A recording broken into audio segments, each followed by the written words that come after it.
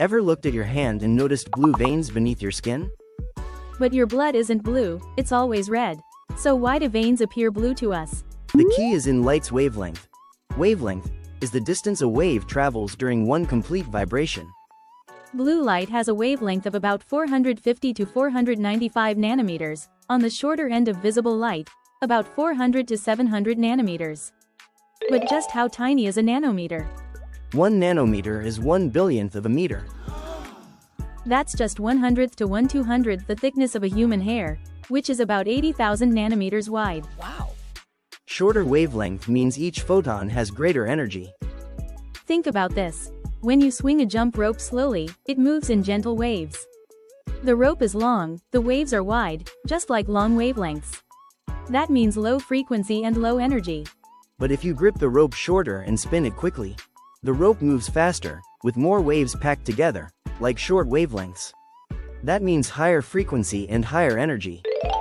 Shorter wavelengths equals higher frequency equals more energy. Just like a fast spinning jump rope with tight waves. That's why blue light is more energetic than red.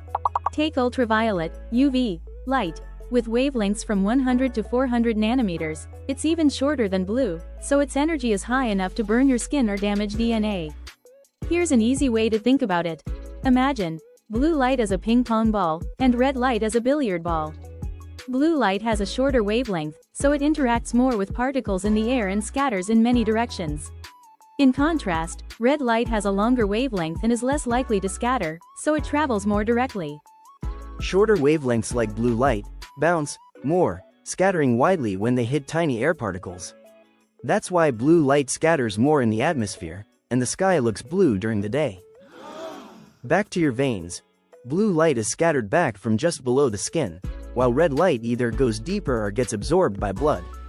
Swimming pools look blue for the same reason.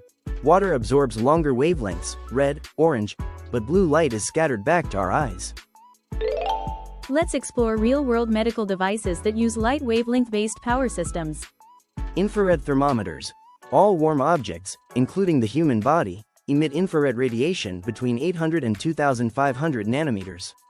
As body temperature increases, the intensity of this radiation increases, and the wavelengths become shorter. Infrared thermometers detect this radiation and convert it into temperature. Because infrared radiation relies on thermal radiation, no physical contact is needed. To ensure accuracy, it is important to maintain proper distance, keep the skin clean, and avoid external heat sources. Interference from hair or sweat can affect the reading, so exposed areas such as the forehead or wrist are typically. Optical coherence tomography uses near-infrared light, 800 to 1300 nanometers, to scan the retina by detecting reflections from each layer. By comparing the time it takes for the light to return, it builds a highly precise map of retinal structures, down to 1 micrometer.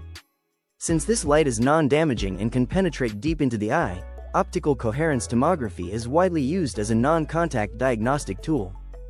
Optical coherence tomography helps detect various eye diseases at an early stage. For instance, in macular degeneration, it can detect swelling or bleeding at the center of the retina early on. For glaucoma, it monitors thinning of the optic nerve to track any damage. In diabetic retinopathy, optical coherence tomography captures subtle changes in the blood vessels of the retina. And in cases of retinal detachment, it allows real-time visualization of structural abnormalities in the retina. Laser surgery allows selective destruction of diseased tissue while sparing healthy tissue by using specific wavelengths of light, as different biological materials absorb light differently. Glaucoma treatment. The 532 nanometers green laser is strongly absorbed by melanin, allowing precise treatment of the iris in glaucoma without damaging surrounding structures. Skin pigment and tattoo inks absorb light differently based on their color. 532 nanometers targets red, brown pigments. 755 nanometers works well on green, blue inks. 1064 nanometers penetrates deeper to reach darker pigments. This enables selective pigment removal based on wavelength. We've learned that red light has a long wavelength, so why do we use shorter wavelengths to erase red tattoos? Let's break it down simply. Tattoo pigments reflect light that's the same color, and absorb light of the opposite color, complementary. Here's an example. Red tattoos reflect red light. So a red laser just bounces off and doesn't reach the pigment. But green light, 532 nanometers, is absorbed by red ink.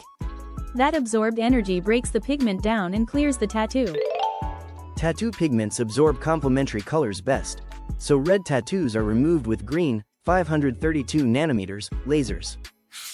Vascular lesions refer to dilated or abnormally increased capillaries or blood vessels beneath the skin. The 595 nanometers pulsed dye laser is absorbed by hemoglobin, making it effective for treating red vascular lesions, e.g., spider veins, with minimal skin damage. Skin rejuvenation and collagen remodeling. The 1064 nanometers near-infrared ND YAG laser penetrates deeply to target water-rich dermal tissues, stimulating collagen remodeling while preserving the epidermis. Laser hair removal. 755 nanometers and 810 nanometers lasers target melanin in hair follicles with high precision, destroying the root without damaging surrounding skin, ideal for safe and effective hair removal. So, your veins aren't actually blue. It's the result of short wavelength, high-energy blue light scattering through your skin. And this science of wavelength and energy is what powers many cutting-edge medical technologies, too. Love music and science? Hit that like button and subscribe for more.